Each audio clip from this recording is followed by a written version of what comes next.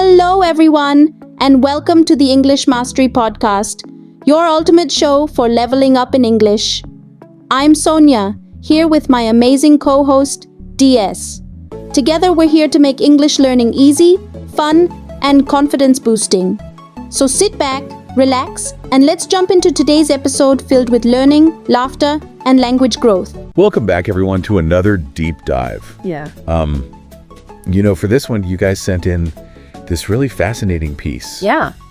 It's a first-person account. Mm-hmm. It's written almost like a diary entry, and it's from a school teacher Okay. in this tiny little town called Brownville, California. I see. Have you ever heard of it? I have not, no. Yeah, me neither. But anyway, this story is just full of these crazy twists and turns. Oh, wow. And in the end, we're kind of left wondering, Yeah. did this young woman really die of natural causes? Right. Or was there something more going on? Oh, that's interesting. Like something more sinister? I see. Yeah. So that's what we're going to be diving into today. Okay, sounds good.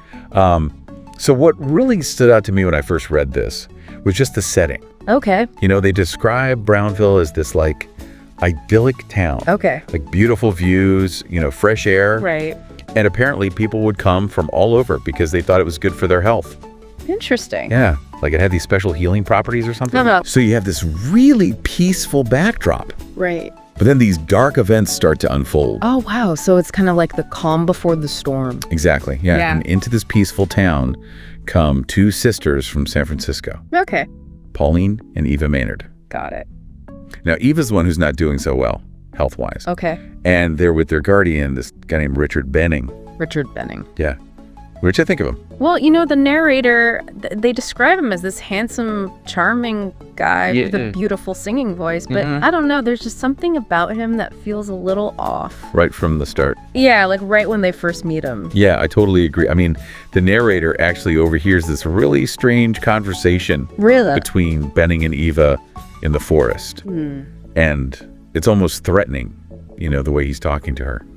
Oh, wow. So that's the first red flag. Yeah, and makes you think like, should we always trust our first impressions of people? That's a good question.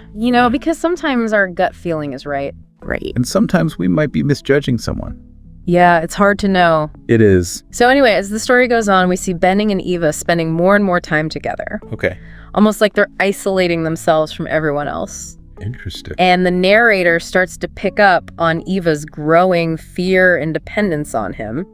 So even though she's trying to act happy and carefree. Yeah, exactly. It's like she's putting on a brave face, but underneath it all, she's terrified.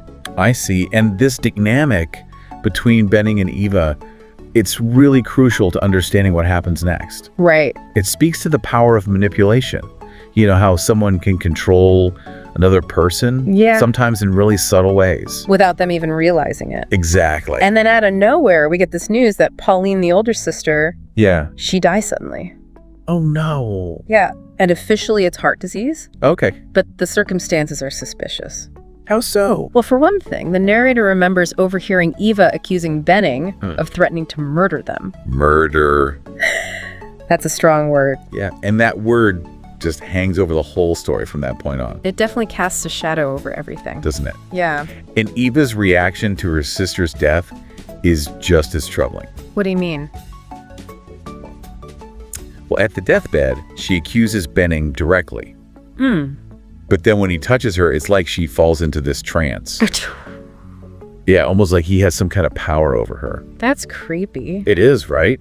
So at this point, the narrator is convinced that Benning is dangerous. Yeah. And it's not just their own observations, it's also Eva's pleas for help. Yeah, she's like begging for someone to save her. Oh, wow. So we've got this idyllic town, a charming but potentially dangerous man, and a young woman who seems completely trapped under his influence. Yeah, it's a recipe for disaster. Well, where does the story go from here? Well, the narrator, knowing that something's really wrong, agrees to go on a walk with Eva. A walk? Yeah, but it's not just any walk. They're headed to this place called the Eagle's Nest. The Eagle's Nest. What's that? It's this dramatic cliff overlooking the town. A cliff. Yeah. Oh boy, that doesn't sound good. Yeah, and Eva's emotional state is kind of mirroring that precariousness, Right on the edge, literally and figuratively. Exactly. This is getting intense. It is, and the events that unfold at the Eagle's Nest are going to seal Eva's fate. Wow.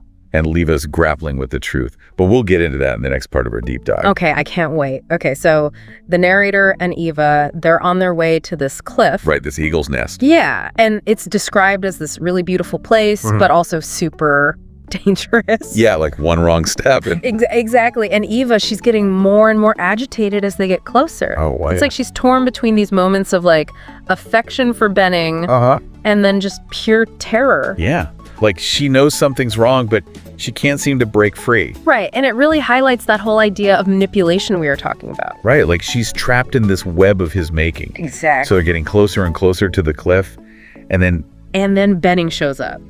oh no. Yeah, it's like he knew they'd be there. Like he was waiting for them. Yeah, almost like he orchestrated the whole thing. Which wouldn't be surprising at this point. No, not at all. So Eva's on the edge of this cliff, emotionally vulnerable, and Benning just appears. The tension must have been incredible. I can't even imagine. The narrator describes it as this moment frozen in time.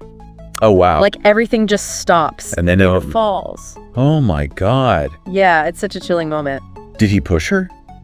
The story doesn't say for sure. So we don't know if it was an accident or if she jumped or... if he pushed her. Right, it's left completely open to interpretation. And that's what makes it so unsettling. Yeah, like we're left with all these questions. Was it suicide? Was it an accident? Or was it something more sinister? And Benning's reaction doesn't help.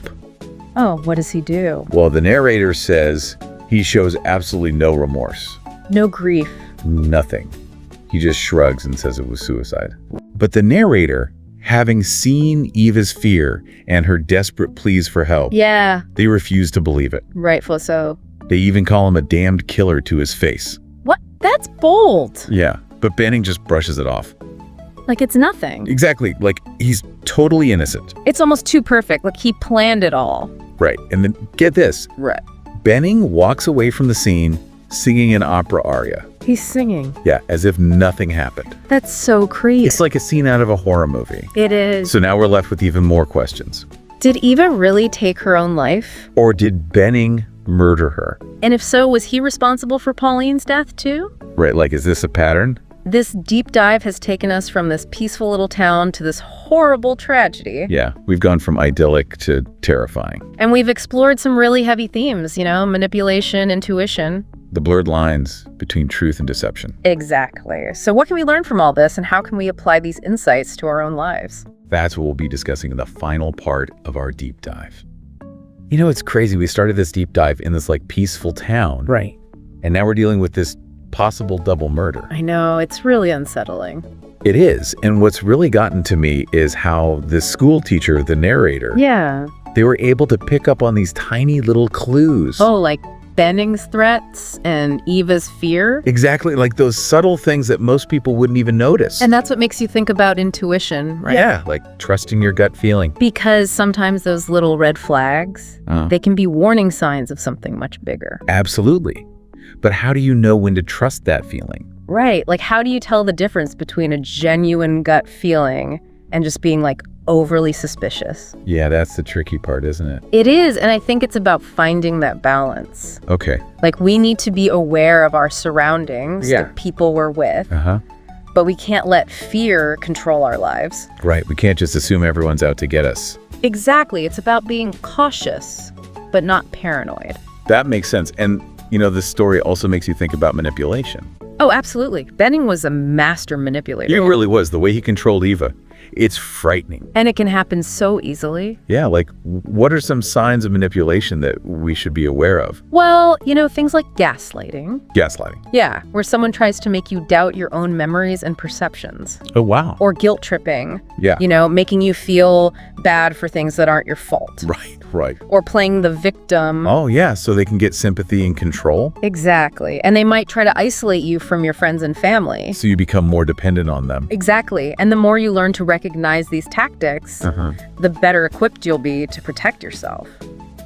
So true. And in the end, we're still left with so many questions about this story. I know, right? Did Eva really commit suicide? Or was she murdered? And was Benning behind both deaths? Was Pauline's death also part of his plan? We may never know for sure. And I think that's part of what makes this story so powerful. Yeah, it really gets under your skin. It does. It makes you question everything. And I think that's the point. The narrator wants us to be more aware, more observant. Don't just accept things at face value. Exactly. Question everything, trust your instincts, but also be grounded in reality. Wow, what a deep dive. It really was. We went from a quiet little town to this whirlwind of mystery and intrigue. And hopefully along the way, we all learned a thing or two about intuition, manipulation, and the importance of trusting our gut. Absolutely. So thanks for joining us on this journey. And until next time, stay curious and stay safe.